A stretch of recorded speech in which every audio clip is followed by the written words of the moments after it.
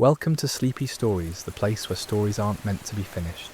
I'm Arthur, and tonight I'll be reading you a relaxing, sleepy story written by Pumby. Tonight's tale takes us to the quiet sanctuary of an old university library, where the gentle patter of rain against tall windows creates the perfect backdrop for solitude and reflection. As we settle into this peaceful haven together, let your breathing slow and your shoulders drop. Allow the soft rhythm of raindrops to wash away the tensions of your day, carrying you into a world where time moves as slowly as turning pages. You push through the heavy oak doors of the Whitmore University Library just as the first drops of evening rain begin to tap against the entrance windows. The familiar scent greets you immediately, that distinctive blend of aged paper, worn leather bindings, and the faintest hint of lemon oil used to polish the wooden reading tables. It's a smell that speaks of countless hours spent in quiet contemplation, of knowledge accumulated over decades, of stories both read and lived within these walls. Yet, the librarian at the front desk, Mrs. Chen, glances up from her computer screen and offers you a knowing smile. She's witnessed your ritual countless times before, arriving just as the library settles into its evening rhythm, when the daytime bustle of students and researchers gives way to something altogether more contemplative. The fluorescent lights have been dimmed to their nighttime setting, casting everything in a warm golden glow that makes the towering bookshelves appear to stretch endlessly upward into shadow. Your footsteps echo softly against the polished marble floor as you make your way deeper into the library's heart. The sound is muffled and comforting, a gentle percussion that harmonises with the rain, now drumming more insistently against the tall arched windows. Each window stretches from floor to ceiling, their Gothic frames dividing the glass into diamond patterns that catch and scatter the amber light from the reading lamps scattered throughout the space. You climb the worn wooden staircase to the third floor, your hand trailing along the smooth banister that has been polished by countless hands over the library's 100-year history. The stairs creak pleasantly beneath your weight, each step a familiar note in the evening symphony of settling wood and distant rain.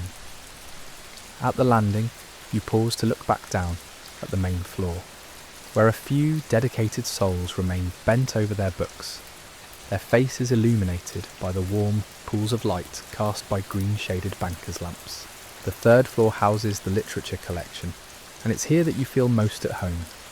The shelves stretch in long parallel rows, creating intimate corridors lined with the spines of thousands of novels, poetry collections, and dramatic works. The carpet here is deep burgundy, thick enough to muffle your footsteps completely as you navigate toward your preferred corner near the northwest windows. Rain streaks down the glass in meandering rivulets, each droplet catching the light before joining others in their slow descent. The sound has grown from gentle tapping to a steady, rhythmic drumming that seems to emanate from the very walls themselves. It's not the harsh percussion of a sudden downpour, but rather the patient, persistent rhythm of an autumn evening shower that has settled in for the long haul. You select a worn leather armchair, positioned perfectly between two towering bookcases, its burgundy upholstery faded to a comfortable softness that speaks of countless readers who have claimed this spot before you.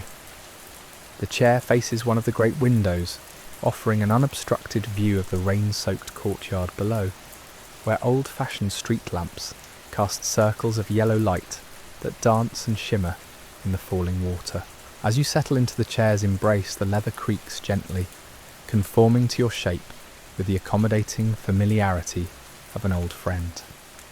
You place your book, a collection of short stories you've been meaning to read, on the small wooden table beside you, next to a brass reading lamp with a green glass shade that casts a perfect circle of warm light across the pages. The rain intensifies gradually, transforming from steady drumming to something approaching a gentle roar. It's the kind of rain that makes you grateful to be indoors, that heightens your appreciation for warmth and shelter and the simple pleasure of having nowhere else you need to be. The The sound fills the library's high-ceilinged spaces, creating a cocoon of white noise that seems to wrap around you like a comfortable blanket. You open your book to the first story, titled The Night Reader, and begin to read about a character not unlike yourself, someone who finds solace in the quiet hours when libraries transform from bustling centres of academic activity into peaceful refuges for contemplation. The protagonist in the story speaks of rain against windows, of the particular quality of light that exists only in libraries after dark, of the way books seem to whisper more quietly in the evening hours, as if sharing secrets meant only for the most dedicated listeners. A soft footstep alerts you to movement nearby, and you glance up to see another evening visitor making their way through the stacks. It's a young woman with auburn hair pulled back in a loose bun, wearing a cream-coloured sweater that looks hand-knitted and comfortably oversized. She moves with the practiced quiet of someone who understands library etiquette instinctively, her presence adding to, rather than disturbing, the peaceful atmosphere. She selects a book from a shelf 3 rows over. You catch a glimpse of what appears to be a volume of poetry and settles into a reading chair positioned near another window. Soon the only sounds are the continuing rain, the occasional whisper of turning pages, and the distant hum of the library's heating system working quietly to maintain the perfect temperature for both books and readers. The rain shows no signs of letting up, and you find yourself hoping it won't. There's something deeply satisfying about being contained within this literary sanctuary while nature provides its own soundtrack outside. The combination of precipitation and printed words creates an atmosphere that feels almost magical, as if the library has been transformed into something from one of the stories shelved around you. You turn another page in your collection, letting the words wash over you with the same gentle persistence as the rain against the windows. The story you're reading now involves a lighthouse keeper who finds messages in bottles during storms, each one containing a fragment of someone else's story. The protagonist collects these stories, treasuring them like precious artifacts, understanding that each represents a moment when someone felt compelled to cast their thoughts into the vast uncertainty of the world. The parallel isn't lost on you. Here in this library, surrounded by thousands of such messages, each book a bottle containing someone's attempt to communicate across the distances of time and space. The rain continues its patient percussion against the glass, marking time in a rhythm that seems to slow everything down to a pace more suited to reflection and genuine absorption of the written word. Written word. The auburn-haired woman across the way adjusts her position slightly, drawing your attention momentarily from your book. She's found what appears to be a particularly engaging passage, her lips curved in the faintest suggestion of a smile as she reads. The sight reminds you of why you love these evening hours in the library. There's something profoundly comforting about sharing space with other devoted readers, each absorbed in their own literary world, yet contributing to a collective atmosphere of quiet concentration. You return to your story about the lighthouse keeper, discovering that he's begun to respond to the messages he finds, writing his own notes and casting them back into the sea during the next storm. The keeper describes the ritual of preparing these responses, selecting the right paper, choosing words with careful deliberation, sealing each message with wax that bears the impression of an old brass seal depicting a lighthouse beam cutting through darkness. As you read, the rain shifts in intensity and character, sometimes drumming more forcefully against the glass, other times settling into a gentler patter that seems almost conversational. The varying rhythms create a natural soundtrack that enhances rather than competes with your reading experience. Each change in the rain's tempo seems to correspond with developments in the story, as if nature itself has become an active participant in the narrative. The heating system whispers to life again, sending a gentle current of warm air through the reading area. The warmth carries with it the mingled scents of old wood, paper, and that distinctive library atmosphere that has remained unchanged despite decades of technological advancement. These are the smells of permanence, of institutions that have weathered countless storms, both literal and metaphorical. You pause in your reading to gaze out at the courtyard below, where the rain has created small rivers along the cobblestone pathways. The old street lamps stand like sentinels in the downpour, their light creating expanding circles of illumination that reveal the rain's dance in intricate detail. Individual droplets become visible in these pools of light, each one following its own trajectory before disappearing into the darkness beyond the lamp's reach.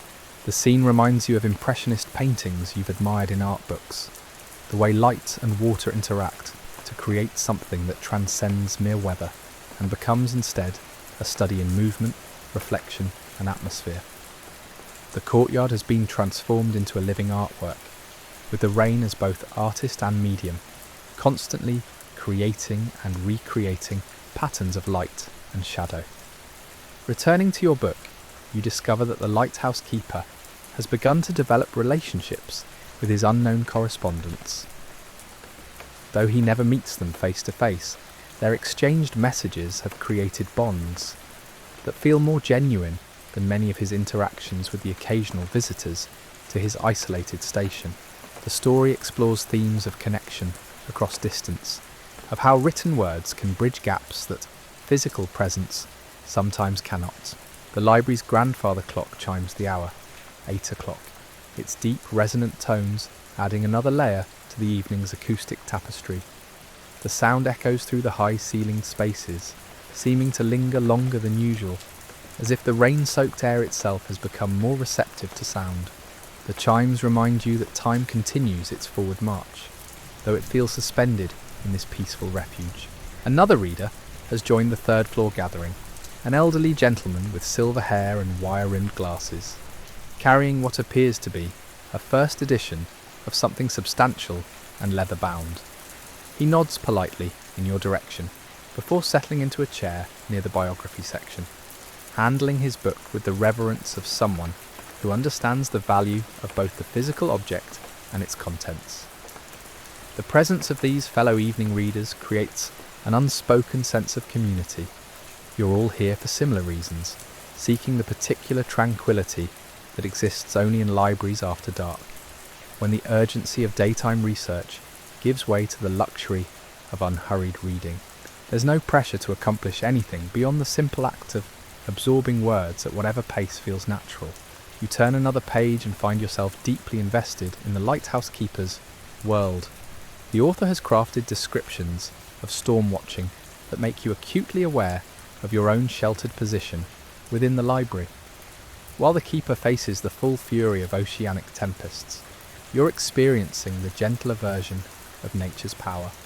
Rain that soothes rather than threatens. Weather that enhances your comfort rather than challenging your safety. The contrast heightens your appreciation for this sanctuary. The library represents humanity's attempt to create spaces dedicated purely to the cultivation of knowledge and imagination. These walls protect not just people and books from the elements, but also preserve the conditions necessary for contemplation and learning. The rain outside serves as a reminder of why such refuges matter. As you continue reading, you become aware that the young woman with auburn hair has closed her poetry book and is now gazing out at the rain-streaked window near her chair. Her expression suggests she's not merely looking at the weather, but rather allowing it to inspire whatever thoughts the poems have stirred within her mind. The sight reinforces your belief that libraries serve as catalysts for internal journeys as much as repositories of external information. The elderly gentleman periodically makes soft sounds of interest or approval as he reads, quiet expressions of engagement that add to rather than disturb the peaceful atmosphere. His presence lends an air of scholarly tradition to the evening, connecting this moment to countless similar scenes that have played out in libraries throughout history. The rain continues its patient work against the windows, each droplet contributing to patterns that form, dissolve, and reform in endless variation. Watching this process while reading about the lighthouse keeper's vigil creates a meditation on persistence and change, how some things endure while others flow and transform, how constancy and variation can coexist in perfect harmony. Your lighthouse keeper story reaches a pivotal moment where the protagonist discovers that one of his regular correspondents lives in a lighthouse on the opposite shore of the same sea. The revelation transforms their exchange from random connection to something approaching destiny, as if the ocean itself has been orchestrating their communication across the waves. The library clock chimes the half hour, its gentle reminder that time passes even in places where it seems suspended. The sound mingles with the rain's percussion and the soft whisper of turning pages to create a symphony of contemplative evening sounds that seems designed specifically for readers and dreamers. The story develops a quiet rhythm that mirrors the rain's own cadence, drawing you deeper into the lighthouse keeper's world, while simultaneously anchoring you more firmly in your library chair. The keeper has begun to anticipate storm seasons not just for their dramatic weather, but for the opportunities they provide to exchange messages with his mysterious correspondent across the water. Their written conversations have evolved from simple introductions to philosophical discussions about solitude, purpose, and the strange comfort found in isolation. You shift slightly in your chair, the leather responding with a gentle creak that harmonises with the rain's continued drumming against the glass. The sound has settled into something approaching white noise now, a consistent backdrop that seems to enhance rather than mask the subtle sounds of the library evening. Pages turning, the soft scratch of the elderly gentleman's pen as he makes notes in a small leather journal, the almost inaudible sigh of contentment from the auburn-haired woman as she opens a new volume of poetry. The heating system cycles on again, sending another wave of warm, book-scented air through your reading nook. This gentle circulation carries with it microscopic particles of literary history, dust from pages turned by countless hands, molecules that have absorbed decades of quiet scholarship and contemplative reading. Breathing in this atmosphere feels like participating in an ongoing conversation with every reader who has ever sought refuge in these halls.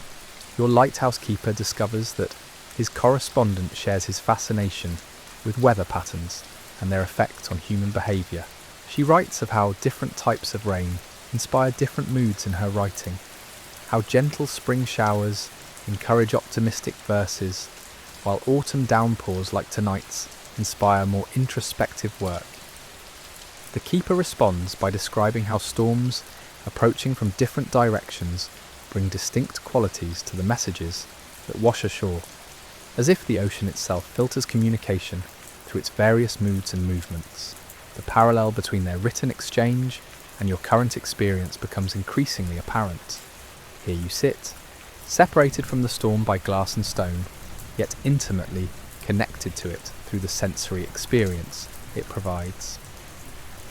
The rain's rhythm influences your reading pace, its intensity affects your level of immersion, its persistence creates a sense of timelessness that allows for deeper engagement with the text. A new figure appears at the top of the staircase, a middle-aged librarian making her evening rounds, checking that reading lamps are properly positioned and that the temperature remains comfortable for the dedicated few who have chosen to spend their evening among the stacks. She moves with practiced quiet, her soft-soled shoes making no sound against the thick carpet as she adjusts a window blind to reduce glare and ensures that a reading lamp near the philosophy section is angled correctly for optimal illumination. Her presence adds another layer to the evening's sense of care and attention. Libraries don't simply house books, they nurture the conditions necessary for meaningful encounters with knowledge and imagination. The staff who maintain these spaces understand that their work extends beyond organisation and circulation to the creation of environments where minds can wander freely and safely. The woman with auburn hair has moved to a different section, returning with what appears to be a collection of letters between famous writers.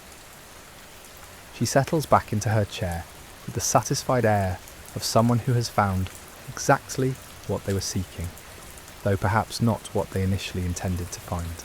This serendipitous discovery process represents one of the library's greatest gifts, the opportunity for unexpected encounters with ideas and stories that might otherwise remain forever unknown. Your lighthouse keeper's story reaches a moment of revelation when he realizes that his correspondent's lighthouse can be seen on clear nights as a distant point of light across the water.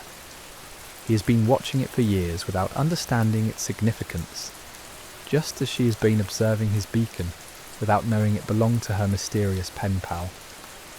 The author uses this discovery to explore themes of connection hiding in plain sight, of how awareness can transform the familiar into something entirely new. The rain shifts again, its character changing from steady drumming to what sounds almost like applause, thousands of droplets striking the glass in rapid succession before settling back into their gentler rhythm. This variation reminds you of the way good stories ebb and flow, building tension before releasing it, creating patterns that feel both surprising and inevitable. The elderly gentleman has begun to doze lightly in his chair, his book resting open on his chest, his breathing synchronized with the rain's peaceful rhythm. His presence adds a quality of timelessness to the scene, suggesting that this moment is part of an eternal pattern, readers seeking solace in libraries, while storms pass overhead, each generation finding the same comfort in the combination of shelter, books, and weather. The library's ventilation system whispers almost inaudibly, circulating air that carries the mingled fragrances of different sections, the vanilla scent of aging paper from the archives, the sharper smell of newer acquisitions, the faint mustiness of maps and atlases stored in climate-controlled cabinets. These scents blend to create an olfactory signature that exists nowhere else, a perfume composed entirely of preserved knowledge and accumulated wisdom. You turn to a new story in your collection, this one about a woman who operates a small bookshop in a coastal town where storms regularly drive customers to seek shelter among her shelves.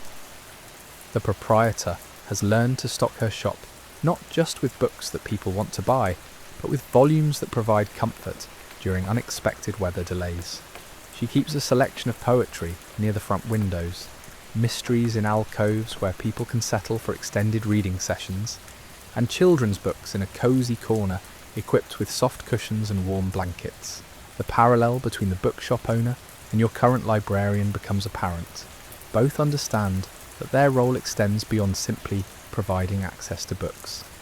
They curate experiences, creating spaces where literature and life intersect in meaningful ways.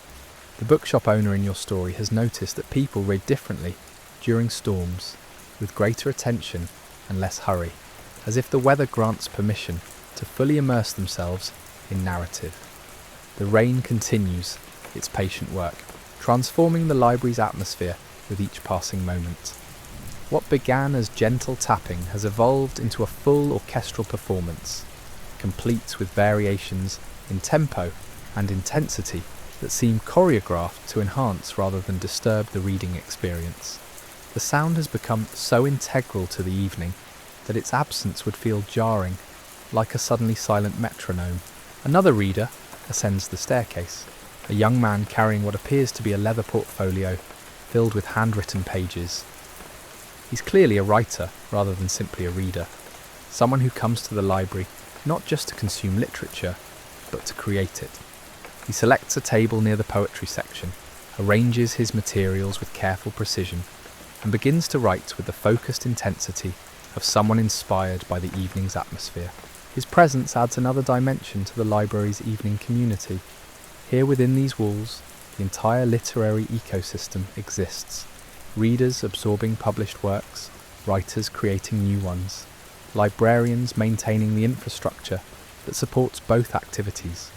The rain serves as inspiration for all, providing a soundtrack that encourages both contemplation and creativity. Your bookshop story develops as the proprietor describes her favourite type of customer, those who arrive seeking one thing but discover something entirely different. A man enters looking for a travel guide and leaves with a cookbook inspired by the regions he plans to visit. A woman browsing romance novels becomes fascinated by a biography of an explorer whose love letters form part of the historical record. These unexpected discoveries represent the magic that occurs when open minds encounter diverse possibilities. The auburn-haired woman has become completely absorbed in her correspondence collection, occasionally pausing to gaze out at the rain as if the weather helps her better understand the emotions expressed in the letters she's reading. Her reading style suggests deep engagement. She turns pages slowly, sometimes returning to previous sections, clearly allowing the writer's words to resonate fully before moving forward. The heating system's gentle circulation creates subtle air currents that occasionally stir the pages of open books, causing them to flutter softly, like resting birds preparing to take flight. These small movements add life to the reading environment, reminding you that books are dynamic objects designed for interaction rather than static display. Each turned page represents a moment of engagement, a small collaboration between author and reader mediated by time and circumstance. The library clock prepares for another chime, its mechanism audible as a soft clicking that builds anticipation for the hour's announcement. This mechanical heartbeat serves as a reminder that time continues its passage even in spaces dedicated to timeless pursuits. Yet rather than creating pressure or urgency, the clock's presence seems to emphasize the luxury of having nowhere else to be, nothing more pressing than the next page of whatever story currently holds your attention. Your bookshop proprietor begins to describe the different ways people read during various types of weather. Summer sunshine draws customers to light fiction and travel writing, while winter snow encourages deeper engagement with substantial novels and philosophical works. Tonight's steady rain, she observes, creates perfect conditions for poetry and short stories, forms that reward careful attention while allowing for natural pauses that mirror the weather's own rhythmic variations.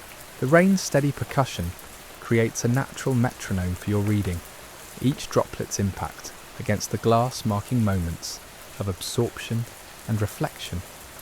You find yourself pausing between paragraphs, allowing the bookshop owner's observations to settle in your mind like sediment in still water. Her insights about weather-influenced reading habits ring true. You can feel how tonight's gentle storm has shaped your own approach to the text, encouraging a slower, more meditative pace than you might maintain on a clear evening. The young writer at his table near the poetry section has begun to write with increasing fluency, his pen moving across the pages in smooth, confident strokes. Occasionally, he pauses to listen more intently to the rain's variations, as if drawing inspiration from its changing rhythms. His presence serves as a reminder that libraries function as creative laboratories, as well as repositories, spaces where new ideas take form alongside the preservation of established knowledge. You turn to another story in your collection, this one about a lighthouse keeper's daughter who inherits her father's collection of weather journals spanning 40 years. Each entry records not just meteorological data, but emotional observations, how different storms affected the keeper's mood, which weather patterns coincided with his most profound thoughts, what types of precipitation inspired his clearest writing. The daughter discovers that her father had been composing a kind of atmospheric autobiography, using weather as a framework for understanding his own inner life. The story resonates with your current experience, surrounded as you are by the rain's persistent narrative. Each variation in intensity tells its own small story. Periods of gentle tapping speak of patience and continuity, while moments of increased drumming suggest nature's capability for both power and restraint. The sound has become so integrated into your consciousness that you begin to anticipate its changes, feeling somehow connected to the storm's larger rhythms. The auburn-haired woman closes her book of correspondence and selects another volume from a nearby shelf. Her movements are unhurried, deliberate, suggesting someone who understands that the evening stretches ahead with abundant time for exploration. She settles back into her chair with what appears to be a collection of essays about solitude and reflection, her choice perfectly suited to the contemplative atmosphere created by rain and lamplight. The elderly gentleman stirs slightly in his sleep, adjusting his position without fully awakening. His book remains open on his chest, and you can see that he's been reading about maritime history, appropriate given the oceanic sound of rain surrounding the library's sheltered spaces. His peaceful presence adds a quality of timelessness to the scene, as if he represents all the readers who have ever found comfort in libraries during stormy weather. Your lighthouse keeper's daughter discovers that her father had developed his own system for categorizing different types of rain based on the stories they seem to inspire. Gentle spring rain he associated with tales of new beginnings and hope. Summer thunderstorms corresponded to dramatic narratives full of conflict and resolution. Autumn drizzle, like tonight's precipitation, he reserved for stories of reflection and understanding. Weather that encouraged looking backward as well as forward. The library's ventilation system creates subtle air currents that carry scents from different sections, the crisp smell of new acquisitions mixing with the warmer, vanilla notes of aging paper. These fragrances shift and blend like musical harmonies, creating an ever-changing olfactory landscape that enhances the sensory richness of the reading experience. Each breath draws in molecules that have absorbed decades of scholarly pursuit and quiet contemplation. The rain intensifies momentarily, creating a crescendo that draws your attention to the windows, where water now streams in multiple rivulets down the glass. The streetlights in the courtyard below create prisms of refracted light through these moving streams, transforming the simple act of precipitation into something approaching art. The patterns shift constantly, each configuration lasting only moments before dissolving into new arrangements. This visual dance reminds you of the lighthouse keeper's daughter's discovery that her father had sketched weather patterns in the margins of his journals. Not scientific diagrams, but impressionistic drawings that captured the emotional essence of different atmospheric conditions. Rain became flowing lines that seemed to move across the page. Snow appeared as delicate dots that suggested both individual uniqueness and collective beauty. Wind was represented by sweeping curves that conveyed motion and energy. The young writer pauses in his work and looks up at the rain-streaked windows, his expression suggesting that he's found exactly the inspiration he was seeking. He returns to his writing with renewed energy, his pen moving across the pages as if the storm has unlocked something that had been waiting for just this combination of shelter, solitude, and atmospheric drama. The sight reinforces your understanding of why creative individuals are drawn to libraries during inclement weather. Another figure appears at the top of the staircase, a woman in her 40s carrying a small stack of books and moving with the quiet confidence of a regular evening visitor. She nods politely to the other readers before settling into a chair near the window overlooking the courtyard's eastern side. Her books appear to be a mix of biography and memoir, suggesting someone interested in exploring other people's experiences of solitude and reflection. The clock mechanism begins its subtle preparation for the next chime, the soft clicking creating anticipation that blends perfectly with the rain's ongoing percussion. These two timekeeping systems, one mechanical and precise, the other natural and variable, create a temporal duet that seems designed to enhance rather than distract from concentrated reading. The approaching chime will mark another hour's passage, yet time feels suspended in this peaceful refuge. Your story develops as the lighthouse keeper's daughter begins to understand that her father's weather journals constitute a kind of philosophical work disguised as meteorological record-keeping. His entries reveal a man who used atmospheric observations as a framework for exploring questions about permanence and change, solitude and connection, the relationship between external conditions and internal states. She realises that inheriting these journals means receiving not just data but wisdom. The woman with memoir collection has opened one of her books and begun reading with the intense focus of someone who recognises personal relevance in another's story. Her posture suggests complete absorption, the kind of reading that occurs when text and experience align in meaningful ways. The rain provides the perfect soundtrack for such intimate literary encounters, its consistent presence creating a cocoon of privacy within the shared space. The heating system whispers to life again, circulating air that has absorbed the essence of thousands of books and countless hours of quiet study. This atmospheric circulation represents one of the library's most subtle services, maintaining not just comfortable temperature, but also the distinctive ambiance that makes these spaces conducive to contemplation and learning. The gentle air movement stirs pages slightly, adding life to the reading environment. As the evening deepens and the rain continues its gentle symphony against the library windows, you close your book and lean back in the worn leather chair. The stories you've absorbed seem to mingle with the atmospheric sounds surrounding you, creating a perfect harmony of narrative and nature. The other readers remain absorbed in their own literary journeys, each finding their own path through the evening's offerings of words and weather. You breathe deeply, inhaling that distinctive library fragrance one final time, aged paper, polished wood, and the faint trace of countless stories waiting to be discovered. The rain shows no signs of stopping, and you're grateful for that persistence, for the way it has transformed this ordinary evening into something approaching the magical.